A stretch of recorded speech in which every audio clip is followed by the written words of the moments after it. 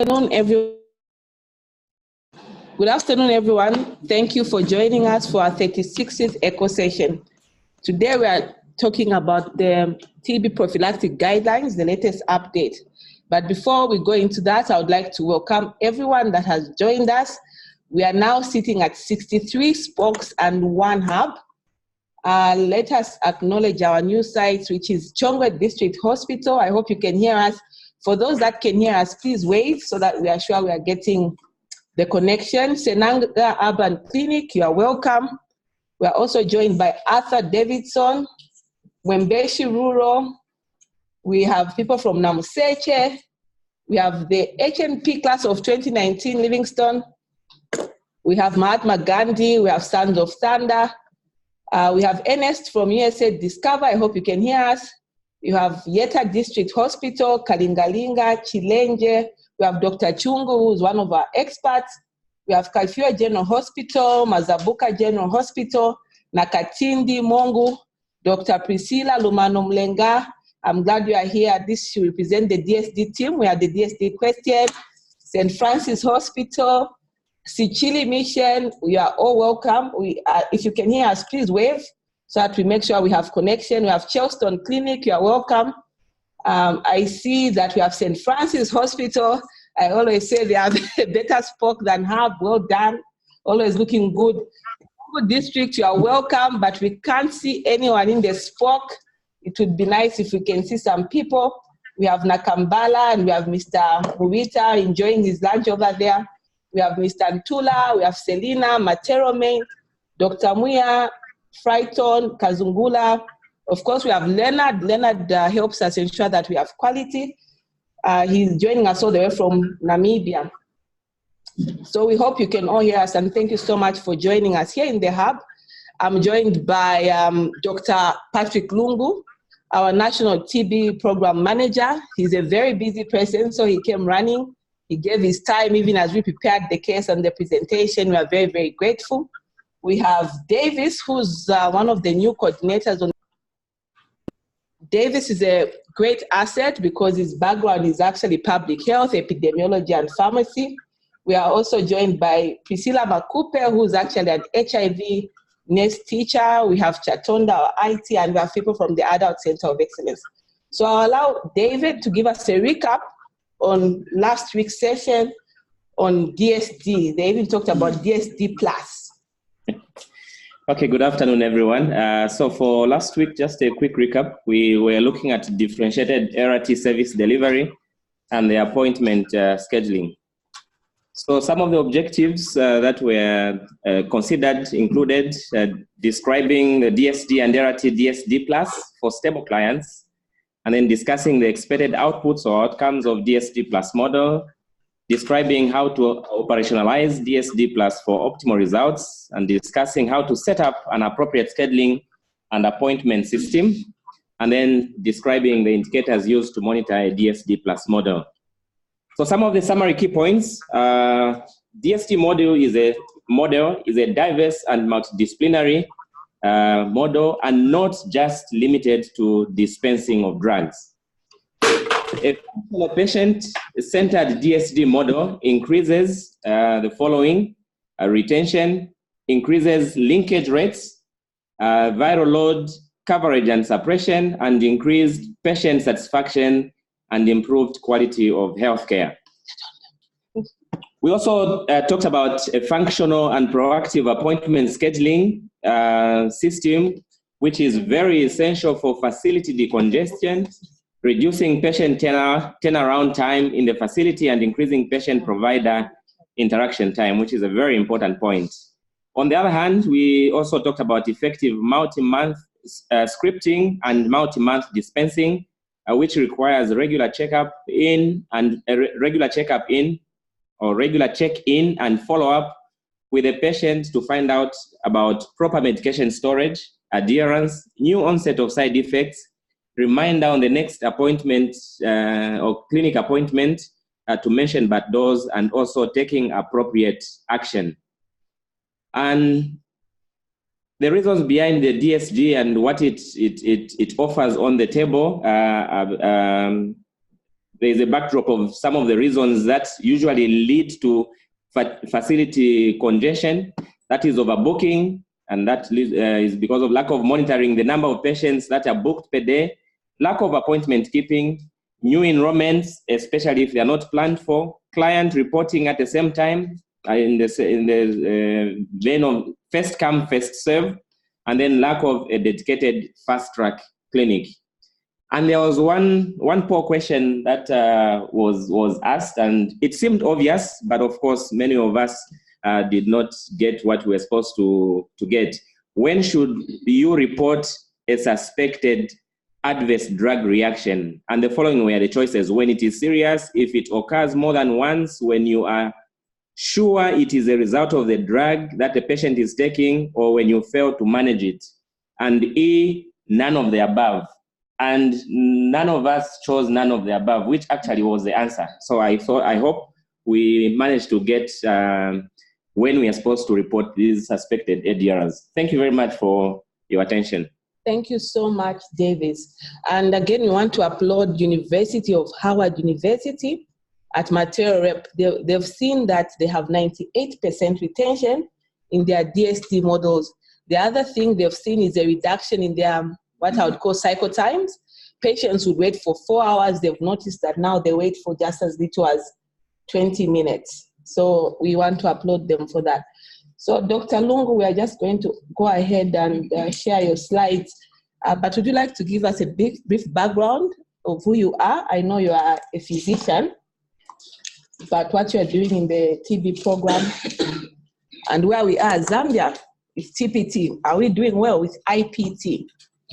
Yeah, great. Thank you very much, Dr. Foloshi, for inviting me to be part of today's session. I'm happy and delighted to share knowledge about TPT and what we need to do. As Dr. Foloshi mentioned, I'm a physician specializing in internal medicine.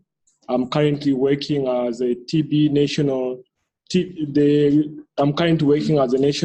program manager based at the Ministry of Health. I have a lot of interest in TB preventive therapy, not just as a program manager, but also from my clinical practice. One of the things that we've realized that what I did realize from my clinical practice is that the majority of people living with HIV were actually dying from TB.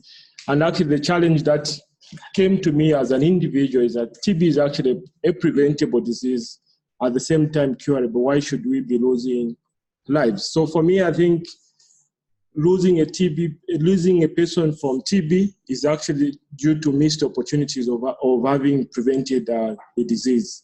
So essentially, that's what I wanted to share with you in my introductory remarks. Thank you very much, Dr. Lungu.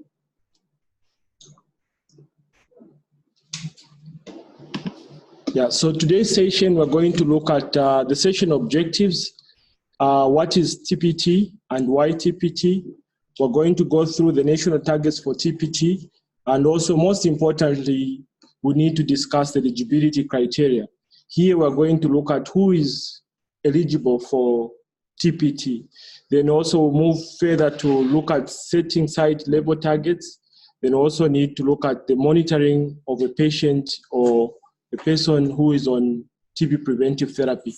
Then also one of the things that we need to look at is how do we create demand? And here we'll be discussing creating patient demand. And then we'll move on to commodity management. Lastly, we'll move into conclusion of having discussed today's session. So the polling question of today is that we have a scenario. This is a real life scenario of a Mr. X who was involved in a road traffic accident. Other than pain in his left leg, he does not have any other complaint. He is then admitted in casualty where he's consented to an HIV test whose result has come out positive. On discharge, he's referred to the HIV ART clinic. At ART clinic, bloods are drawn for CD4 count, hepatitis B, and other safety labs. He's then started on ART. What other medication should he be started on? So the first option is septrin. The second option is isoniazid together with vitamin B6. The third option is fluconazole. Then the last option, D, none of the above. So please feel free to vote. I'll read that again. Apologies, we couldn't pick up everything, but I'll read it for you. Mr. X was involved in an RTA. Other than pain in the left leg, he does not have any other complaint. He is then admitted to casualty where they did an HIV test and that came out positive. When he went to the ART clinic, they did the basic labs, sepsis, CD4, RPR, and hepatitis B. The clinic went ahead and initiated ART. What other medication should he be started on? This is a multiple choice question. I like what I'm seeing. I don't know, Dr. Lungu, if you can. Yeah, so far I think it's quite pleasing to see that you have some gaps to fill. Yes, exactly, and that forms the basis for our discussion. Okay. So please, let's continue voting. We have a lot of sites joining us. So we have a few people who think it should be septrin. We have a number of people who feel it's isoniazid and B6. Others feel that it's none of these. It's just ART and you're good to go. No one thinks that it should be fluconazole. We'll end that at 1 minute, 30 seconds. Wow, so we have 39 votes, 40, which is, I think, excellent. So I'll end the poll at this point. We'll go back to this and Dr. Lungu will elaborate further. So just to let people have a look. So do you want me to discuss this? Okay. Okay. Thanks. So I think for us to be on the same page, we would like to go through definitions that will be relevant to our discussion today. So often when there's a term we refer to LTBI, which stands for latent tuberculosis infection. This I want to say that is a state immune response to stimulation by Mycobacterium tuberculosis antigen without evidence of clinically manifested active TB. So what this means is that an individual will respond to the TB infection immunologically, but will not be able to see any symptoms, will not be able to see any signs. So what that means also is that they will not have a cough, they will not have fever, they will not have chest pain, they won't have any drenching night sweats, they won't even lose weight, they will be asymptomatic. And when we do investigations, we will not find TB in the sputum bead by gene expert, by culture, and also when we do a chest x-ray, it's going to be normal. However, we can confirm this latent TB infection or TB infection by doing two tests, and which we don't often do in our setting. That is the MAN2 test, or commonly called the TST, as also the what we call interferon gamma release assay. At the moment, these are not tests of priority in our setting, but these are important tests. They help us define that one has this infection. So I've explained what it means to have latent TB infection. So also the other term that we have commonly been using is isoniazid preventive therapy. But I want us to shift from this term to TB preventive therapy, because isoniazid is part of the TB preventive therapy. It's part of the bigger domain. So by TB preventive therapy here, we're talking about offering treatment for latent TB infection for individuals who are at high risk of developing active disease. So by giving TB preventive therapy, we are trying to achieve two things. Number one is that we are treating the TB infection. And by doing so, we are actually preventing one developing active TB disease. So essentially, this answers why TPT, what is TPT? And also, I also want to add further why TPT is that TPT itself actually gives protection against TB by over 90%. And the benefits of TPT actually are maximal when combined with ART in individuals who are living with HIV. So the two work independent of each other, but they complement each other. So I think we've talked much about this. What is TPT and why TPT? So I just also want to share with you that individuals who are living with HIV, if they have the TB infection, which we call the latent TB, they are the risk of activation from latent TB to active TB disease is at least 5 to 12% over a period of 1 year. So if you have 100 patients who are living with HIV and all of them get infection, TB infection or latent TB, 12 of those will have actually developed active disease by end of the year. So is this a small risk? Definitely no, the risk is very high. So I also just want to add further that even regardless of the CD4 count, the risk remains very high. The odds of developing active disease is 0.4. So meaning at CD4 of 700, 40% of people living with HIV are still at risk of developing active disease. And this builds us why we're giving TPT in this group. So I just want to share with you that there are other added risk factors besides HIV that predispose an individual to developing active disease. HIV being the main one, but also undernutrition. Undernutrition causes immunosuppression, so by itself gives an added risk. And if you look at our undernutrition risk in our setting, they are quite high, especially in children. Alcoholism, if you look at our consumption of alcohol, we consume quite a lot of alcohol, and this in itself brings about immunosuppression, and it gives an added risk to one developing active disease. Smoking, remember, there's a lot of construction, and also we are a mining nation, so exposure to dust, especially silica, compromises the lung immunity.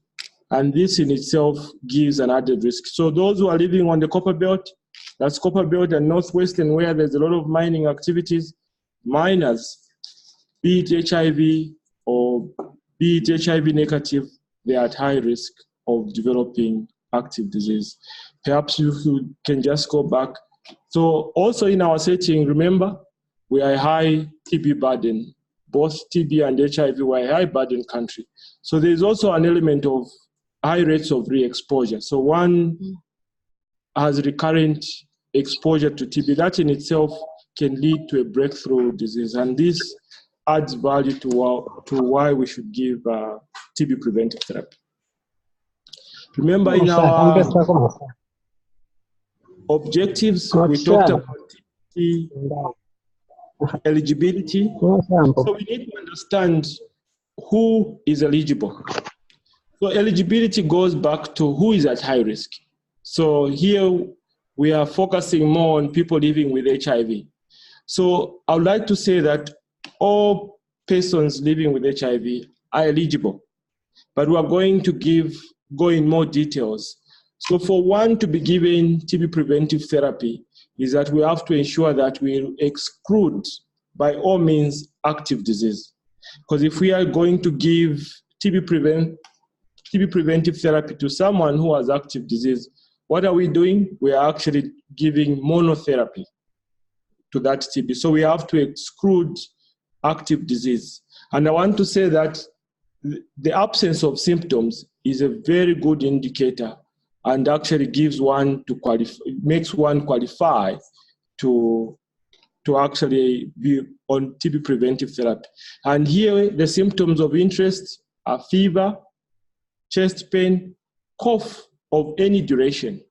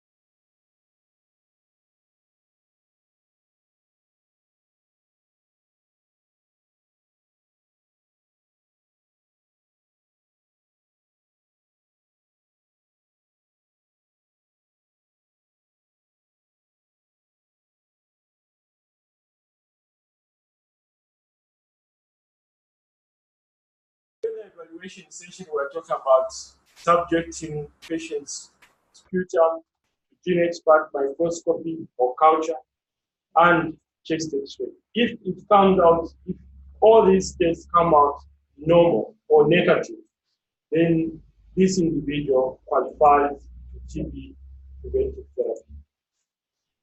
I hope we are clear of who qualifies.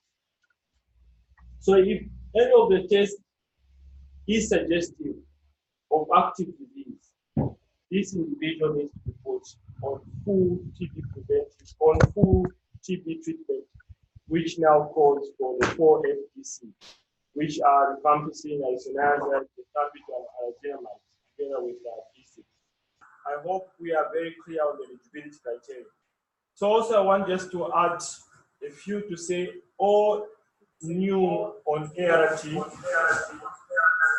are eligible after excluding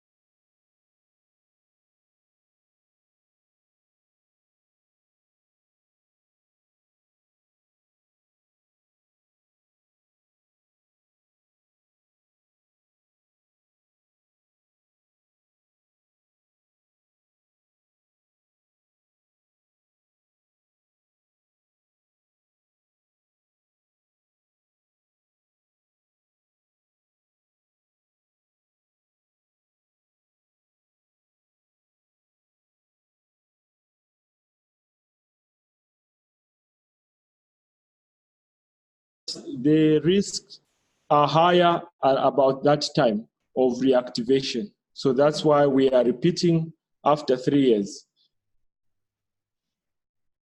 So remember, TPT is not just in people living with HIV. Here we're also talking about TPT in contacts, in TB contacts. And here we're saying all age groups qualify for as long as they have lived with a patient who has a TB. So household contacts, all age groups qualify for TB preventive therapy. Last slide. Last previous on eligibility. Yeah. So also the other group that qualifies are pregnant women. And for pregnant women, for safety, because of safety, we want to be starting them after the first trimesters. Prisoners who are cellmates of a TB patient qualify. Essentially here we're talking about contacts of a TB patient. Healthcare workers, we do not want to forget caring for the carer. So healthcare workers living with HIV are a high priority. Also in certain settings where available, where the tuberculous skin test or interferon gamma is available, individuals who test positive to these two tests qualify. But I also just want to place an emphasis that TST or IGRA are not a requirement for TPT in our setting. They add value, but they are not a prerequisite to TPT. So we are now moving further to setting site level targets.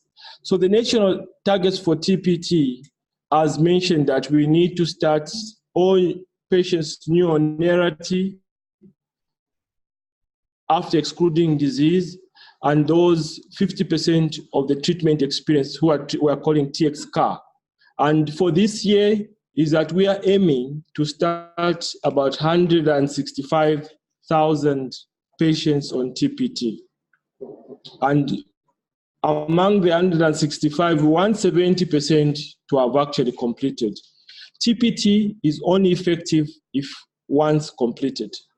So our aim should not just be on enrollment, but also our big aim is on completion. So our eye should be on two things, enrolling as well as completion. So I just want to thank all of you who are here, is that we have moved. Our figures are actually looking very, very good. Up to June, we've so far started over 100 and over 60,000 patients have been started on TB preventive therapy from the figures. Actually, our first half of the year has surpassed the entire 2018 performance. So a big hand to all of us. Perhaps we all deserve a big hand. I would like all of us to give ourselves a very big hand. I can't see people clapping where you are. So I think as a nation, we are on track. We are moving in the right direction, and this has not been done without your great effort. So I want us to move to the second polling question. This is related to setting the site level targets. So I want us to look at the polling question that has been shared. Facility B is a rural site, and it has 50,000 patients on ART. The facility plans to start 180 patients. These are new patients on ART during the course of the year. What is the monthly target for TPT initiation? So we could work out, based on what I shared with you, that our plan, our guidance is to start all patients who are new on ART and 50% of those already on ART. So what are the monthly targets of Facility B? Is a rural site which has 50,000 patients on ART. That is the TX-CAR, current on ART. The facility plans to start 180 new patients on ART during the course of the year. So that would be their TX new. What is the monthly target for TPT initiations? Monthly target. So initially what you get will be the yearly, and we need to remember that he had said you need to add your new patients on ART, which is 180, to at least 50% of your TX-CAR. What you will get will be your yearly. So you need to divide that by 12. I hope I'm not saying too much. What you get will be a yearly target. So you need to add these two figures. Some interesting math that we are seeing, but it's fine because I know Dr. Lungu will tell us how to do it. But 6 people have voted. Last time we had 40. So we have a few seconds before we close this poll. The facility has 50,000 on TX-CAR.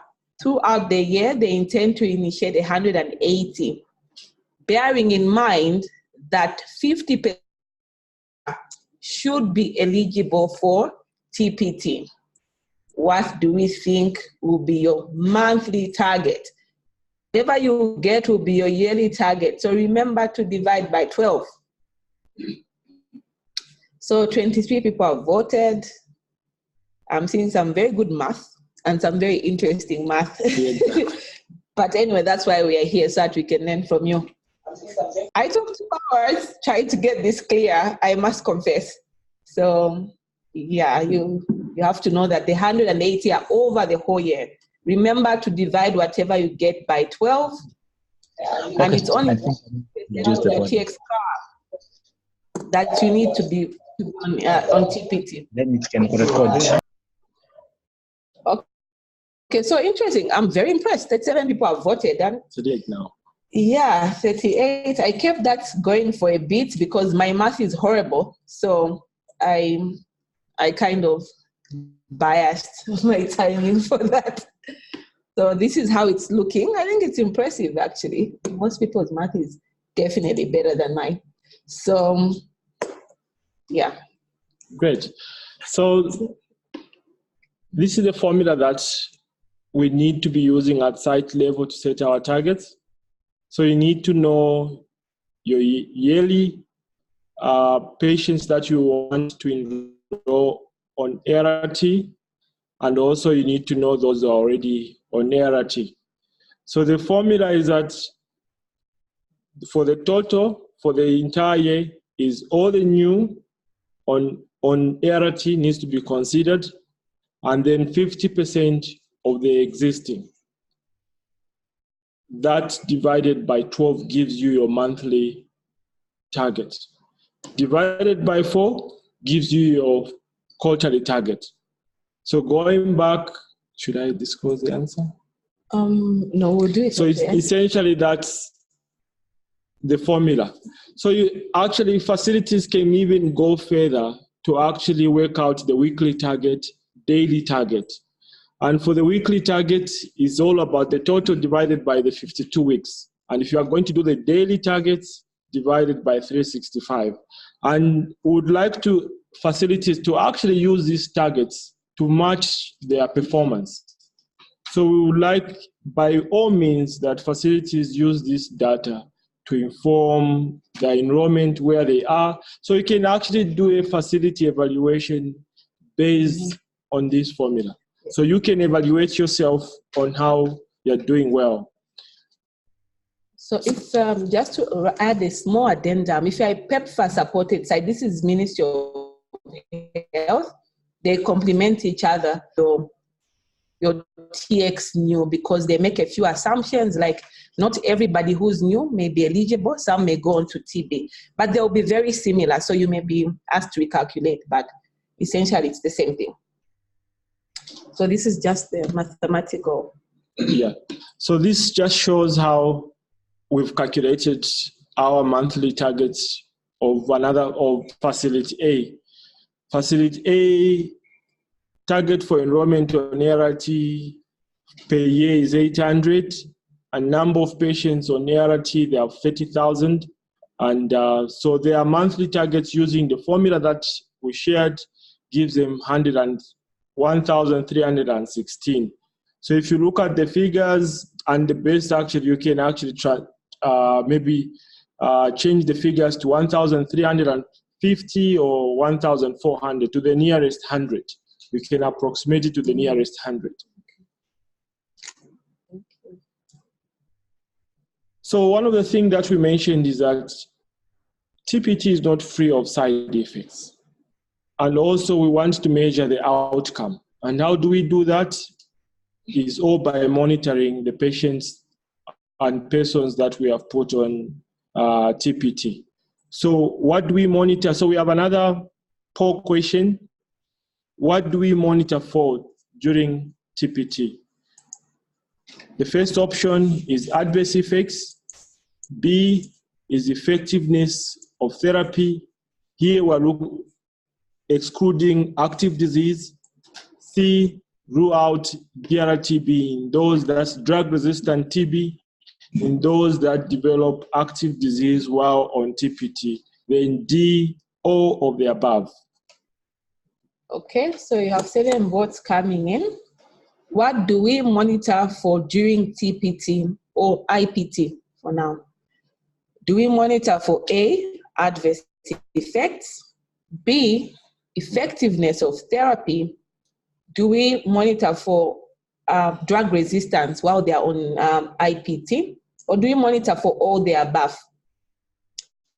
So here you go. We have a whole minute for polling. So we have a few people that think that we only monitor for adverse effects. We shouldn't really be monitoring for effectiveness or resistance. We have a few people that feel that TPT, we monitor for effectiveness. I thought that was an interesting one in terms of effectiveness. Others feel that we monitor for drug resistance for those that will develop TB. And others feel that it's all the above. We are interested in all the above. We have 10 seconds left. 58 states have voted on this.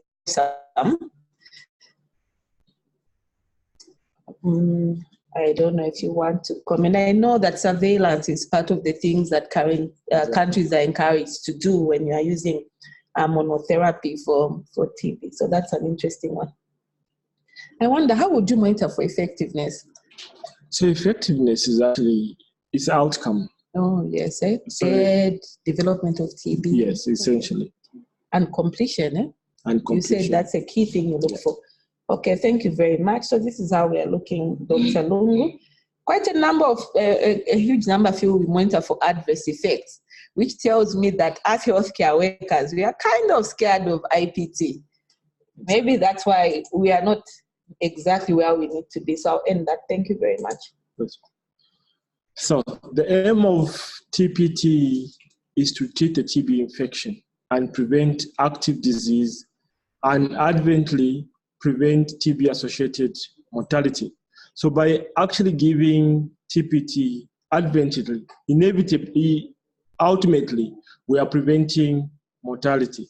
If you look at, like in my introductory remarks, I shared with you that 40% of people living with HIV, they are dying from a single infectious disease, and that's TB. So by giving TB preventive therapy, we are treating the TB infection and also preventing mortality. Because if we give TPT, there will be no TB and there will be no death from TB, isn't it? So that's what we want, of the things that we want to achieve. And this is why I think we need to monitor for effectiveness of our TPT. So the other thing we want to achieve through monitoring is that we also want to look at adherence. TPT will only achieve its goals if a patient adheres. So without adherence to TPT, you will not achieve the intended goal. So it's very key, and there's no substitute to this measure. And this is why we need to follow up these patients very, very closely while on this important intervention. So I want us to bring us to another subject of interest, that is DSD, differentiated service delivery, and how it relates to TB preventive therapy. We're encouraging innovation as a ministry, and I want us to look at how DSD relates to TPT. One of the things that is quite key is that we should also not forget that there are patients who develop adverse effects while on TPT. And this should be looked out for, because if a patient develops adverse effects while on this important therapy, the likelihood of failure of TPT are high. So this is why we're saying the three critical points of monitoring TPT is at 2 weeks of starting, 1 month and 2 months are quite critical, and at completion. So the first 2 visits are critical to monitor the occurrence of adverse effects, and also to look at adherence and patient perception, or how the patient is finding TB preventive therapy. Then the last visit is to determine outcome, and here outcome we're looking at completion and also excluding active disease. So that's the purpose of the 2 earlier visits. So I wanted to say that we should take opportunity of what is existing in the RT, that the visit at 6 months should coincide with the RT visit, so that in between the patient is not made to come to visit more often. So if a patient is on a DSD model for RT and is expected to come and collect the RT 6 months later, that visit should coincide with the visit for TPT. That's for patients, especially who are new on ART as well as TPT. One of the things that we should always take efforts as healthcare workers is to educate our patients on potential adverse effects, but let's not overemphasize on these adverse effects. Otherwise, we will scare the patients. But they have the right to know that these side effects may be there, but let's not overemphasize. Are they common? Are they rare? Very rare. The side effects are quite rare, but they do occur. Not that common, quite rare to say. But also we should educate the patients on symptoms of active disease. Why? Because we do not want a patient who is on TPT to develop active disease. It will be monotherapy and they will develop resistance to isoniazid in the end. So as quickly as they pick up the symptoms, they should report to the nearby facility or to the facility where TPT has been started so that we exclude active disease as quickly as possible. So the primary symptoms of TB, which we've already mentioned, I think it will not hurt to go through them again, is that it's cough of any duration. We're no longer talking about cough of 2 weeks and beyond, but cough of any duration. Be it 1 day, that cough needs to be looked at seriously. Fever, chest pain, weight loss, drenching night sweats, and at times just unexplainable ill health. Recording and reporting is very, very important. This is the only measure, this is the only true measure of our effort. So recording and reporting will give us where we are, and it will also inform us of how well we are doing in terms of TPT and how effective our TPT is. I also just want to share with you that this information is very, very important at all levels. From facility level, it informs you of the numbers of patients that are on TPT.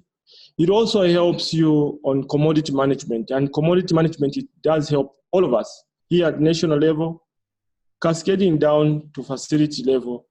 Is very, very helpful. It's what informs of how many drugs we need to procure and the like. So for us to monitor effectively, we need the tools. And here the tools, we're talking about the TPT register, the TPT card, but this information can actually be slotted in the ART card or the TB, essentially the ART card and other. For those who are not persons living with HIV, we can actually create the TPT card. Smart Care Forms, the new Smart Care Forms has a provision for recording TPT. So I just want to share with you that the new registers are in print, and once done, they will soon be distributed to all the facilities. And this will not be longer than 1 or 2 months. So it's very important that the public and the community are made aware about the need and the benefits of TPT. And here we're talking about creating demand. So essentially in creating demand is that we're making people aware of the benefits of this good intervention. And I think one key is to share with the individuals the risk of TB in different populations, especially people living with HIV, and the effectiveness of this therapy. One of the levels that we should reach is the similar levels where we reached reception, where patients actually themselves would actually remind you, doctor, nurse, or sir, you've forgotten to prescribe Septrin for me, I'm on Septrin. So we should get to these levels. And by raising demand also, we should actually leave the myths and fears that are out there. I also just want to share with all of us that I think as Zambia, we've made a lot of strides. As healthcare workers, we are now no longer afraid of prescribing TPT as we used to be. So all of us are being called to be ambassadors of TPT, and all of us need to join in raising awareness. Whose responsibility is it? It's for all of us to raise this awareness. So also we want to share with you that in raising awareness, we need IEC materials, and also these are in print, and soon will be shared in your facilities. So I just want to share with you the good clinical practice in relation to TPT. Is that for every intervention, what should it do? It should actually do good to a patient. It should be beneficial. So is TPT beneficial? Definitely, yes. It prevents TB by over 90%. Does TPT do any harm? Hardly does it do any harm. So there's no harm associated with TPT. We are healthcare workers, we're able to identify the adverse effects and quickly intervene should they occur. The other issue is that our patients should be given the autonomy to choose. Most often, healthcare workers actually decide for patients. So let the patients know about TPT and make the choice. Lastly, is it justice to give one patient TPT and another one we don't? So here it brings the issue of how quickly we scale up. So we don't want patients to be dying of TB, so we need to actually scale up TPT. And this is why we are from where we are, is that we're working very hard to secure the commodities.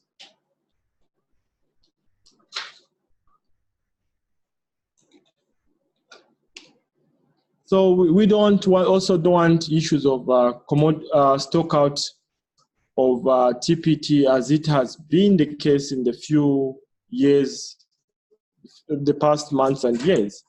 So effective commodity management with regard to INHB6 is very critical for successful implementation of TB preventive therapy. So for us to prevent stockouts, we need to do the following. Number one is that procure and ordering should be informed by targets, that's forecasting and quantification. And I want to say that we've passed this process. We've done the forecasting and quantification of commodities. So we know our needs, and our procurement will be informed by this. But also, this is why I think we need to set high site level targets so that you do not run out of TPT in the middle of the, so you need to know your targets by month, by week, and this is what should inform the ordering of these commodities. So I also want just to say that timely ordering is essential. So if you order your commodities late, you have delayed deliveries and you end up stocking out. So I'd like to encourage all of you to hold regular meetings to look at commodity needs of TPT. So this brings us now to the summary of the key points. So we want to say that people living with HIV have a very high risk of developing active disease despite being on ART and despite being virally suppressed. The odds of developing TB on a patient who has HIV, be it virally suppressed or not, with a CD4 greater than 700 is 0.4. So patient, that's like 40% risk. So patients on ART and those on ART are both eligible for TPT. Let's not forget this key important point. Active disease must be ruled out before starting TPT to prevent patients being on monotherapy if they have active disease. Symptom screening is effective in ruling out active disease. Where available, chest X-ray may be utilized in excluding active disease. So this in itself just rules out other patients that symptom screening may have failed to have actually ruled out. Patients must be educated on the benefits of TPT. We need to engage our patients. They are a key stakeholder in this. TPT must be prioritized just like ART. I attended one meeting where they are saying no ART without TPT. Perhaps even in Zambia, we should start thinking of adopting this no ART without, but that's not what we are saying in Zambia. But we're saying that TPT must be prioritized just like ART. Effective commodity management is crucial to our aspiration. TPT implementation is a responsibility of who? Every healthcare worker. Thank you very much. Thank you so much, Dr. Lungu. We'll go back to the polls. I don't know, would you like to hit on the issues of completion? Because I know there's a study, the Botusa, where they were giving IPT, and actually I know it's the World Health Organization recommendation to give it for 36 months. So 6 months is not bad, is it? Compared to 36 months. Exactly. But what are the issues with 36 months on IPT? So actually, one of the things that is motivating the shorter regimens for TPT is one, we want to make it friendly to the patients, and also want to make it effective at the same time without compromising the effectiveness. If you look at the longer the duration is, the likelihood that a patient will fail to adhere.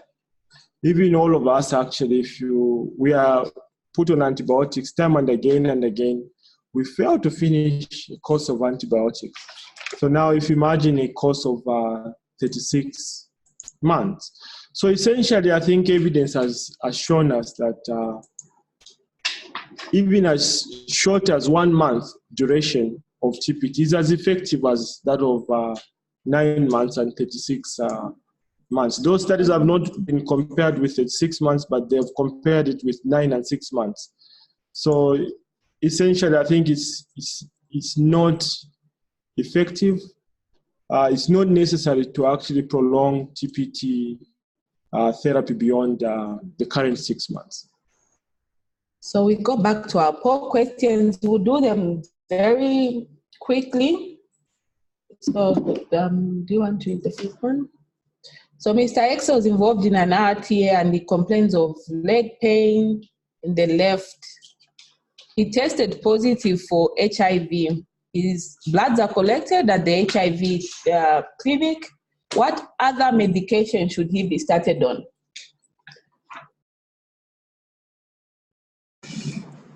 So we need at least 50 votes.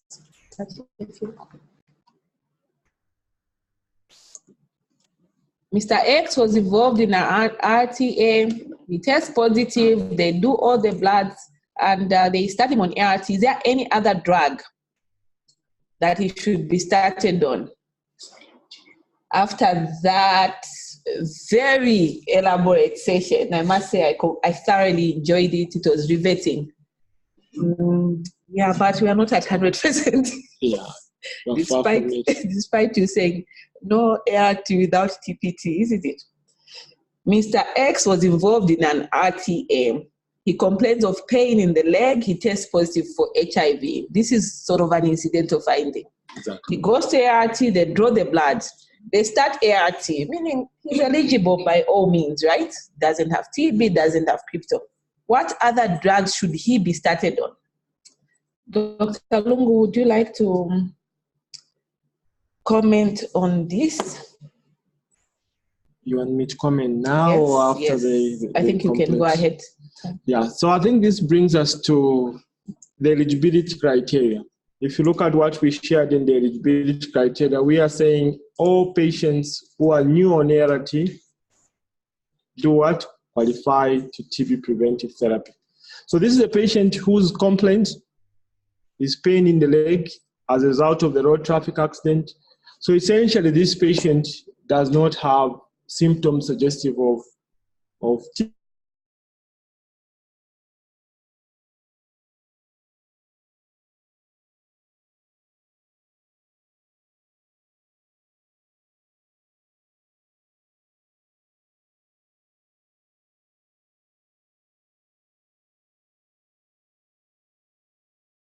On Septrin. I know this is actually a common thing. I've seen it when we've tested people.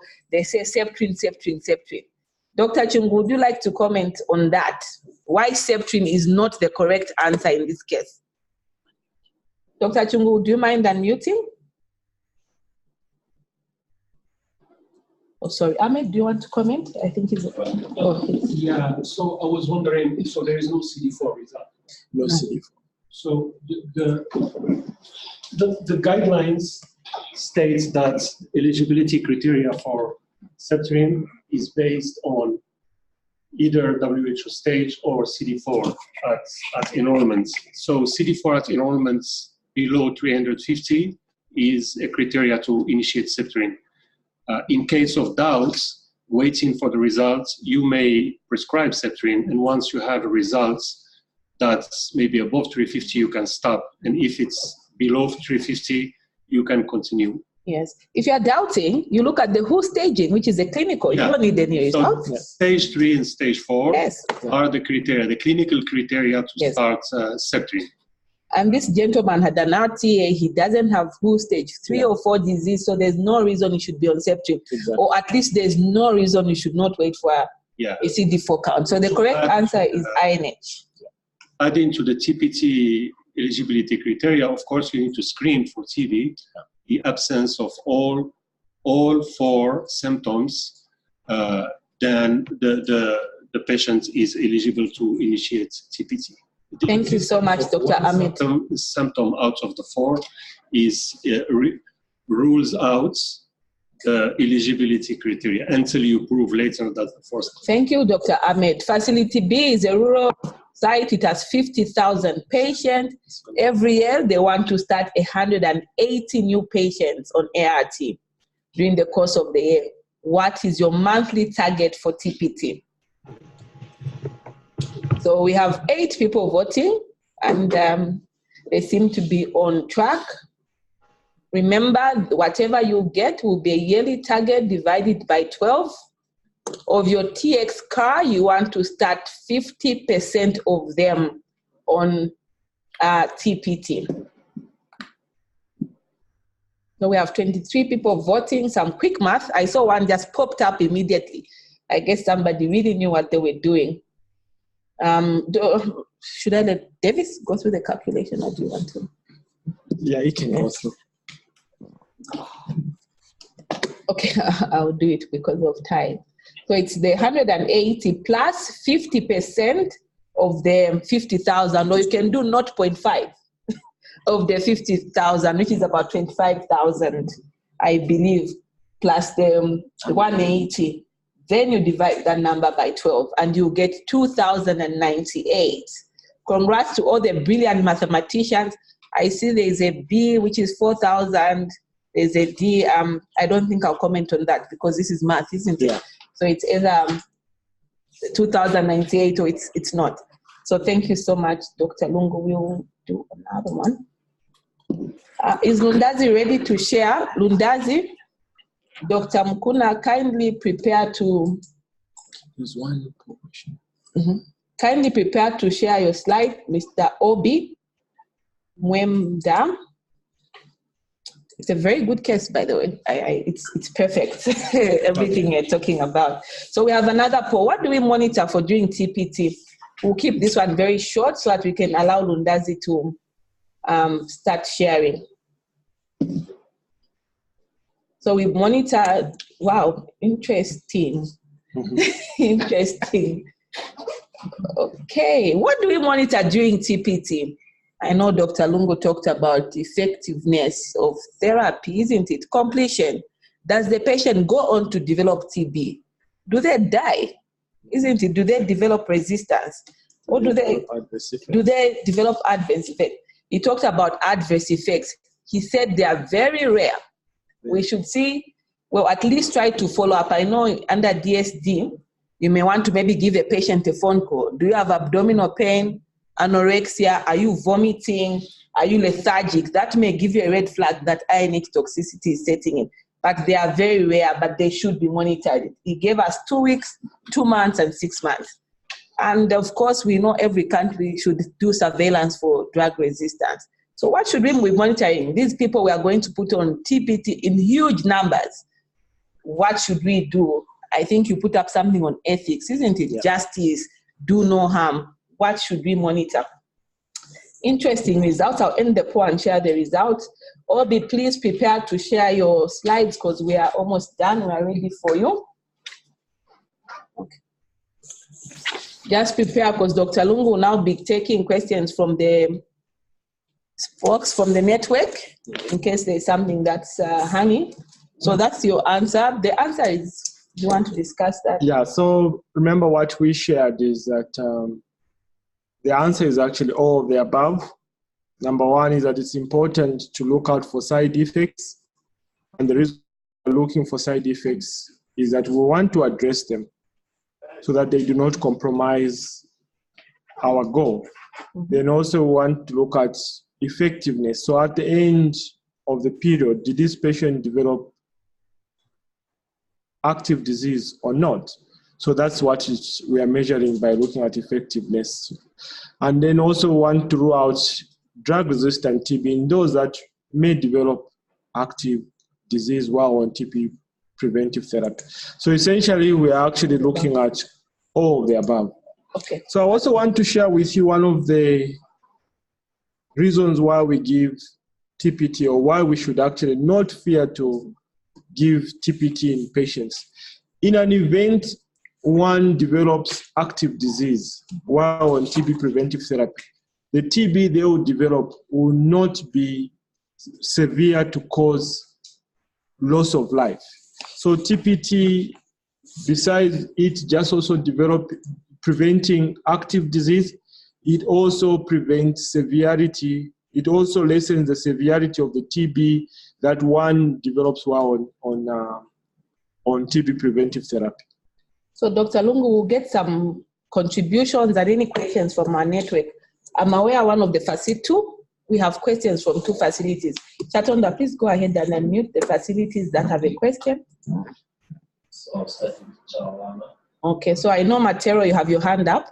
Chawama, please go ahead.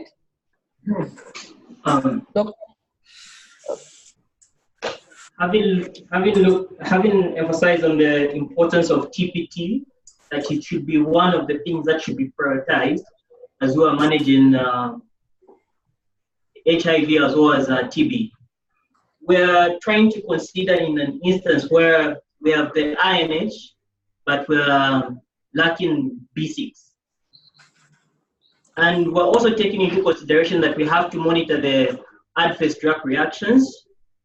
So what should be the stance in an instance where there is absence of B6, but there is presence of INH? Should we as medical personnel go ahead in dispensing the INH alone, or we have to wait for the time when we have both B6 and INH? Thank you so much for the adverse drug reactions. If you give one. Thank you for your question. Thank you. Well, should you prescribe INH when there's no B6? Obi, please stop sharing your slide set for now. Just give us 2 minutes to get some questions. Thank you very much. Was that Obi? No. Is that Chawama? Yeah, thank you very much for that question. I think this question, we've seen it come time and again and again.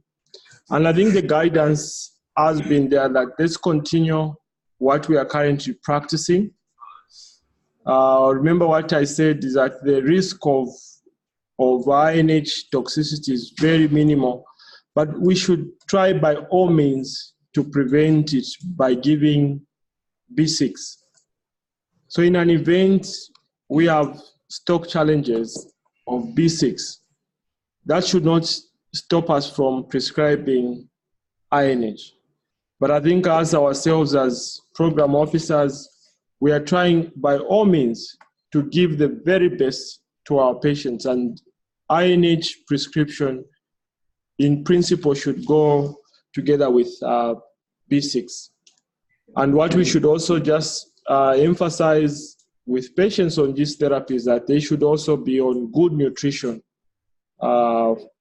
supplements that constitute B6. We know vegetables contain quite a good grade of B6, and those will be some of the sources of B6. But we don't want to fail to supplement.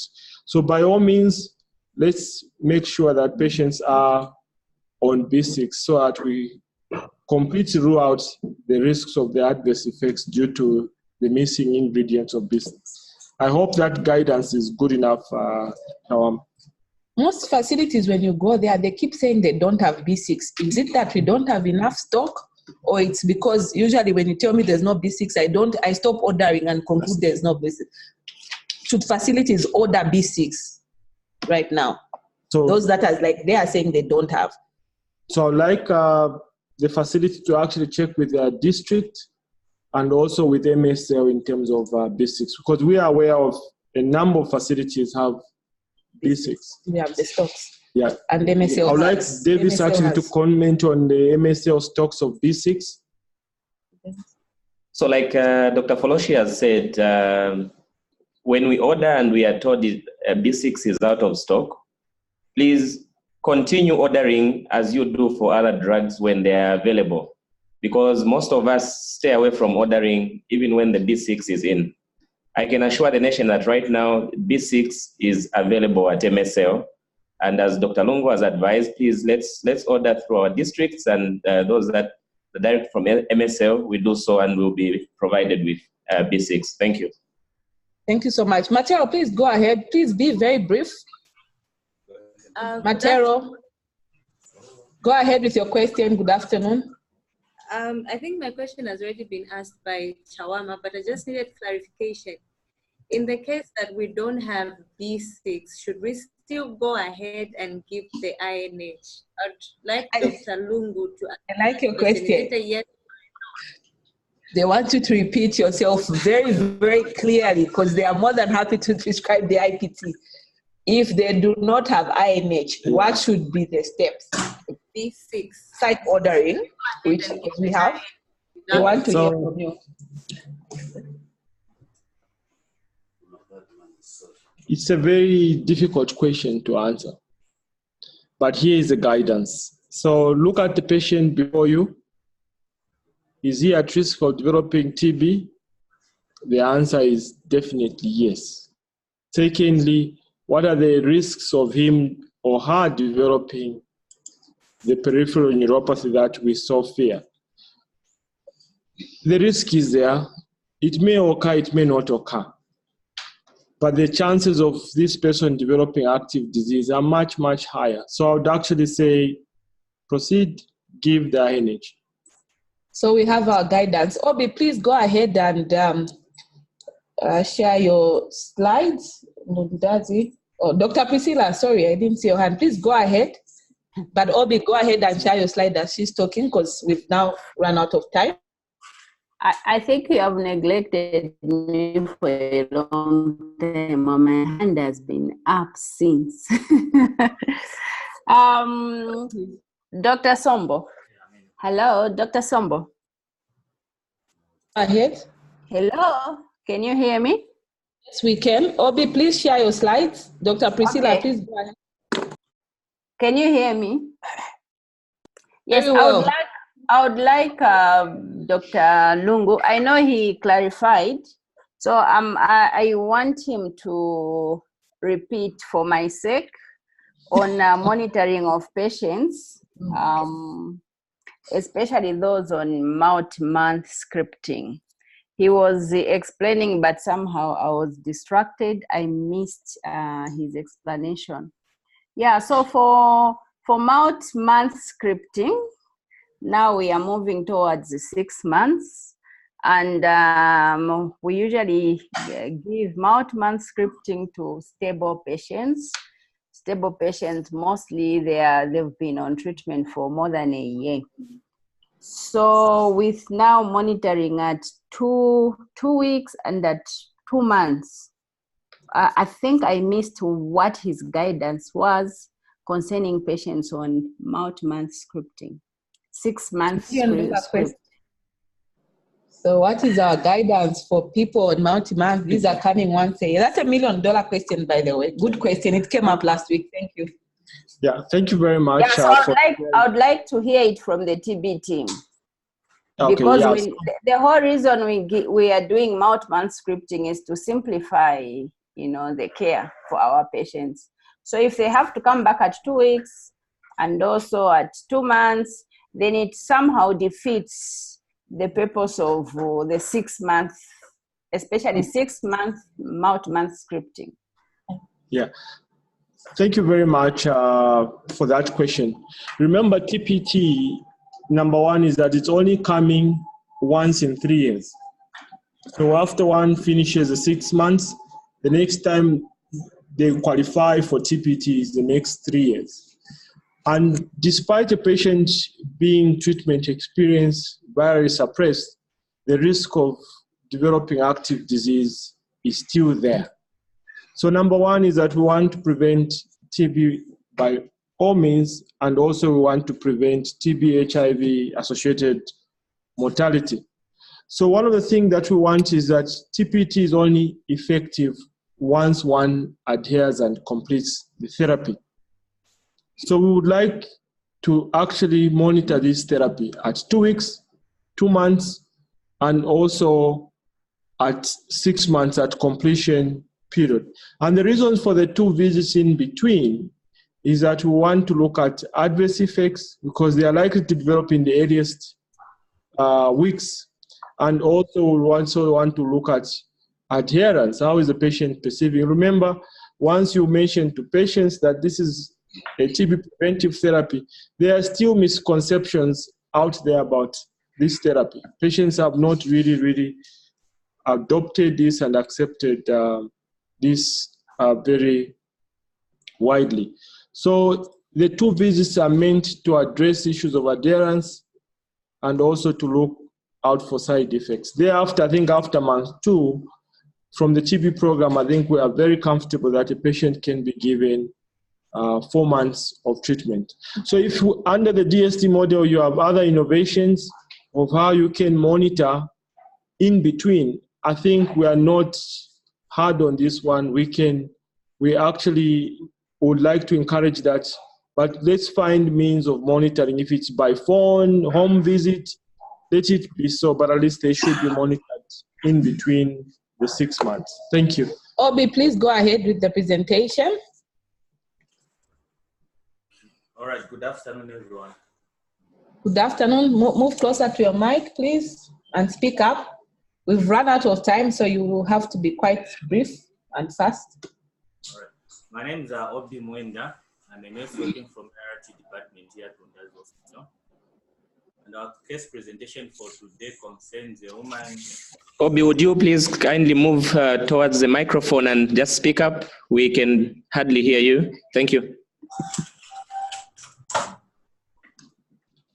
Okay. Our case presentation for today concerns a woman.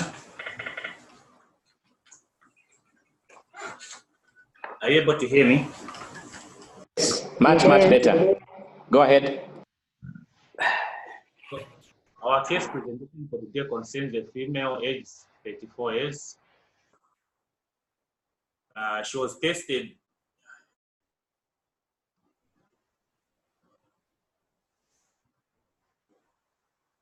HIV positive on the 10th of May 2015 and was commenced on TLE on the 17th of June 2015.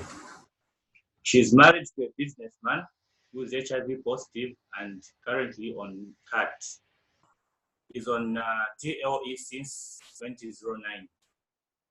The couple has 3 biological children. The firstborn is 9 years old and was tested HIV negative.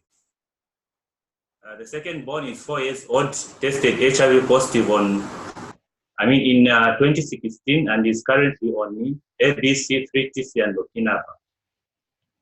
The mother was diagnosed with TB on the 21st of June 2019 through Gene Expert and was started on ATT on the 24th of June 2019. Then during her last visit, the physical examination where the general condition was ill-looking. There was no jaundice, no pallor, no cyanosis. The BP was 125/55, and the pulse 97 beats per minute. Temperature 36 degrees Celsius, and the height 175 centimeters. Weight 48 kg. Then the BMI is 16.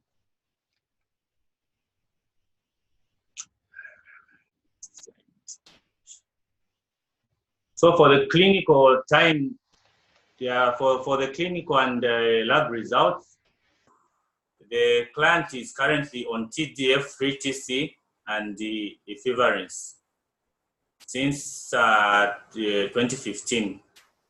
Then the second born child, the date of birth was on the 25th of July 2019. The birth weight was 2.4 kg. The prophylaxis that was given is AZT, free TC, and nevirapine. Then DBS was collected and the results came out not detected. The child is currently breastfeeding and has no any complaints. Then for the labs, the HIV test was done on the 10th of May 2015. Then they were received on the same date and they came out reactive. Then on the 17th of November 2015, viral load was done. The results came on the 10th of February 2016 and the results were 85 copies per mil. Then on the 15th of February 2017, viral load was done. Then the results were came out on the 20th of June 2017 and the results were 40 copies per mil. The other viral load was done on the 7th of May 2019 and then the results were received on 10th of June 2019 and the results were 1,950 copies per mil. The action that was taken was to enroll on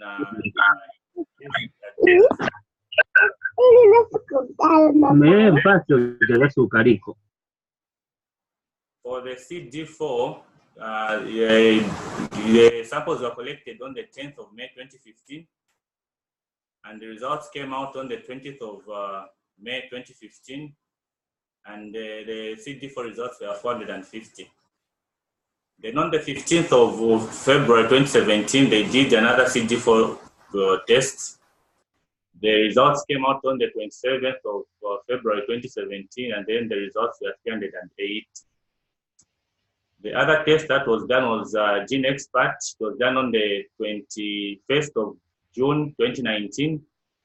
The result came out on the 24th of June 2019 and they came out reactive.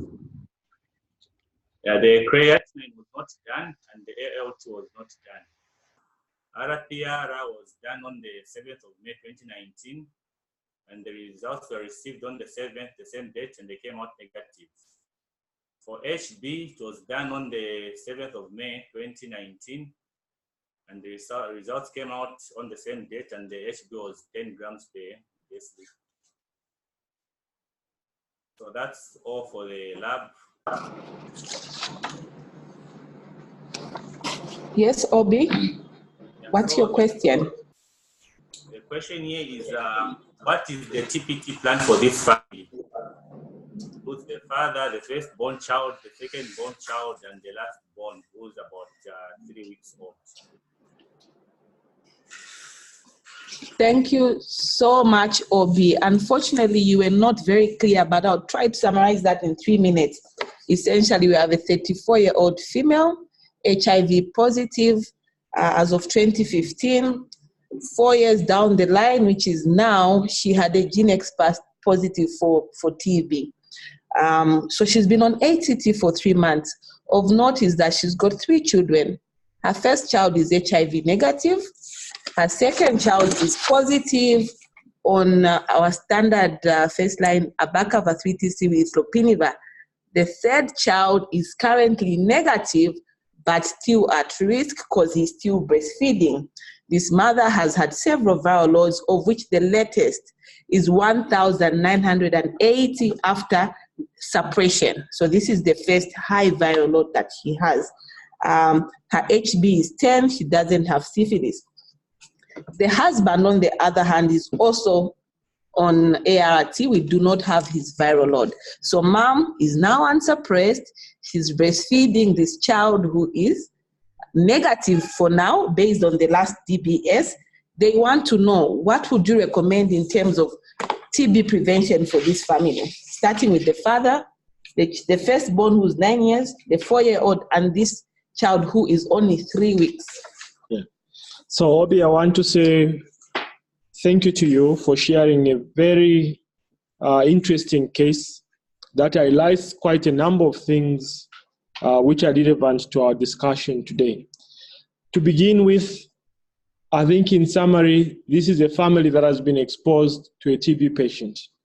And going by our guidelines and that of WHO, the entire household qualifies to TPT preventive therapy, regardless of their HIV status, by virtue of being close contacts of a smear positive or confirmed TB patient. So the father is at high risk, him being co-infected with HIV, so he qualifies, regardless of the CD4 count, viral load. The first child who is 9 years old and HIV negative, him or her qualifies for TB preventive therapy.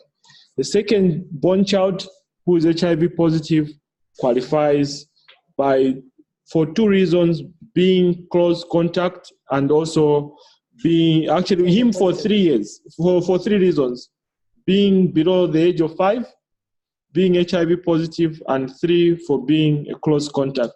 Lastly, also the last born child who is 3 weeks old qualifies for being a neonate and a contact regardless of the HIV status. So the entire family qualifies for TB preventive therapy. For a child, it's actually an interesting case. So this is a child that needs to be managed with a dose of 10 milligrams per kg body weight.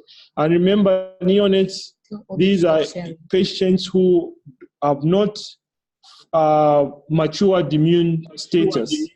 These individuals, the neonate is actually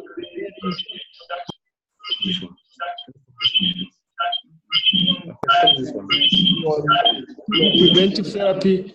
And besides the TB preventive therapy, the mother also needs to observe infection control. So as the mother is breastfeeding, she needs to wear a surgical mask. So the surgical mask is meant to actually prevent the aerosols reaching the baby. So for a baby, there are 2 measures that needs to be done: TB preventive therapy, and as well as the mother wearing the mask. Thank you so much. Obi, please stop sharing your slides and mute your microphone. Dr. Priscilla or Dr. Chungu, would you like to comment on the HIV management for this baby and for this mom? What's the difference? Like, if you look at the timing of the viral load, the last viral load was in June 2019. Is this ideal for women who are breastfeeding? Should we have had an earlier viral load? Because it looks like they only did the viral load after she got TB. Dr. Chungu. Can you hear me? Yes, very well. Okay. Yes. So, yeah, I mean, this is one of the things that we've been talking about where, what's the risk stratification of this baby? We say high risk, low risk, but where we don't have a viral load, it's hard to make that decision. But then also, I know that the standard EAC guidelines say 3 months, but for women with a high viral load, and it's been discussed before on this ECHO platform also, that we need to think about accelerating that process and possibly putting the mother on a potent regimen that possibly includes DTG, so that we can lower the viral load quickly because of this baby who's breastfeeding. And I think this case highlights an important issue, because sometimes I found that people are reluctant to start IPT in neonates, and it's actually safe and protective. In addition, for the other children, in addition to the typical 4 symptoms of weight loss, fever, night sweats, it would be also good to evaluate for fatigue, reduced appetite, and reduced playfulness, which are important symptoms in children, including looking at their under 5 cards, and then looking at how the weight trend is on the card as well.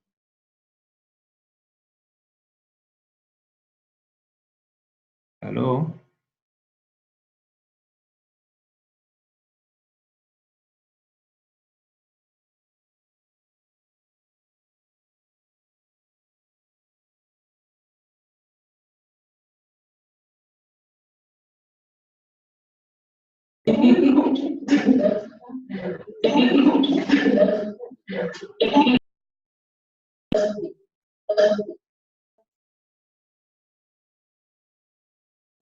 Oh, sorry, I was on mute. Dr. Sinyango, Dr. Priscilla, do you have any comments?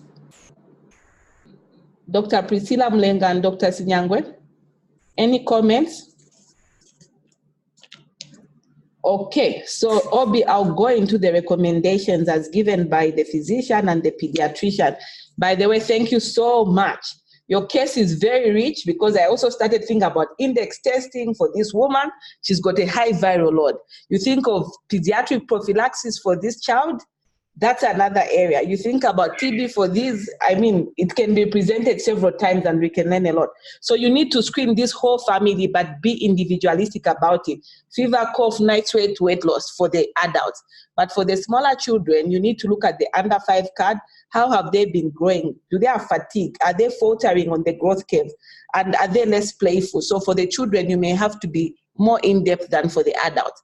If you find that they screen negative, then go ahead and start this whole family on IPT.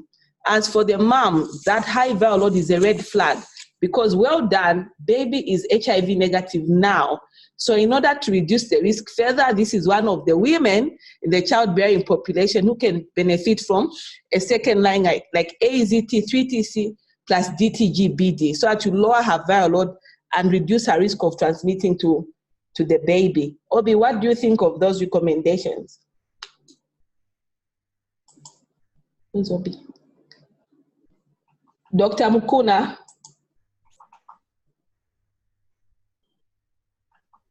Did we lose Obi? Yes. Obi and Dr. Mukuna, are those recommendations clear or should we run through them again? Screen the whole family, do it differently? So Mporokoso has a question for Dr. Chungu. Did you say we put a woman on TLD? There's a question for you here, Dr. Chungu. You are putting a woman on TLD?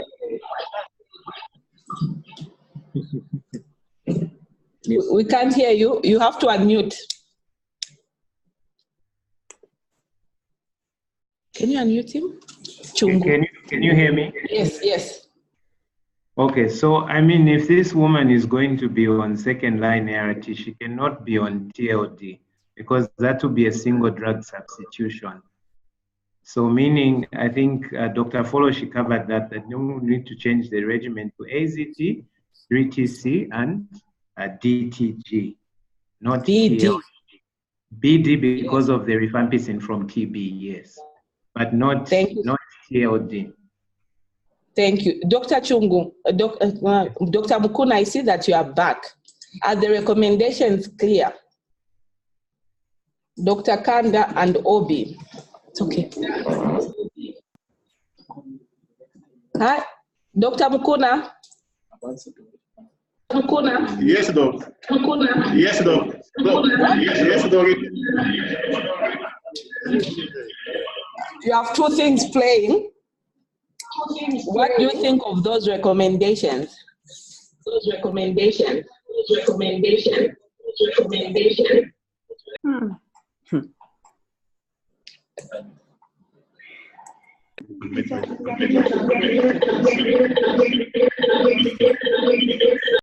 I'm so sorry. Unfortunately, we are getting feedback from the team. But I must say thank you so much to our expert panel. Thank you, Obi and Dr. Mukuna. That was a rich case. I feel like you can come back and talk about the baby. You can come back and talk about the mommy. You can come back and talk about the dad. What's his risk of HIV from his wife who's got that, you know. You could actually talk about the viral load that has increased suddenly. Yes, sudden increase in there. You could talk about enhanced idea. It's a rich case. It's unfortunately that Mukuna and Obi, we kind of are having a sound issue with them. Unfortunately, Ahmed has stepped out. This is his last ECHO session. ECHO is a CDC partner. He's been very keen inputting into most of our sessions. Dr. Chungu, I'll allow you to close, but next week we have rapid ART initiation. What does rapid even mean? Is it to test and give immediately? Dr. Sivile will be back, a very exciting expert, as you may know, and I'll allow Dr. Chungu to wrap up for us. Yes, Dr. Chungu. Okay, thank you, Dr. Foloshi. I just wanted to say that, Dr. Lungu, this was a very good presentation, and we've come a long way from when there was healthcare worker resistance in terms of TPT. I think that the attitudes are much, much better. And one of the assuring things is that there's been a lot of systematic reviews on how, even with isoniazid, the amount of DRTB was not as much as was expected in patients that received isoniazid. Dr. Alwin Mwinga did studies right there at UTH where they were giving twice weekly isoniazid, and now we are on daily. So that's a very good point. One of the other things that we need to think about also is, as we talk about TPT, I think it's important to think of the HIV negative as well, because once we do commodity security, if we don't factor them, then we'll find ourselves not being able to meet with the demand, especially now that we have expanded eligibility with our latest guidelines that include prisoners, ex-minors. In a household like this one, you can see. So meaning that I'm emphasizing that point because if we focus so much on our indicators that we had for the patients on ART and the new on ART, then we'll miss those who are newly on ART. So that's what I wanted to bring forward, the negative ones. Yeah. Building up on. Now, do you want to say something? This is your case.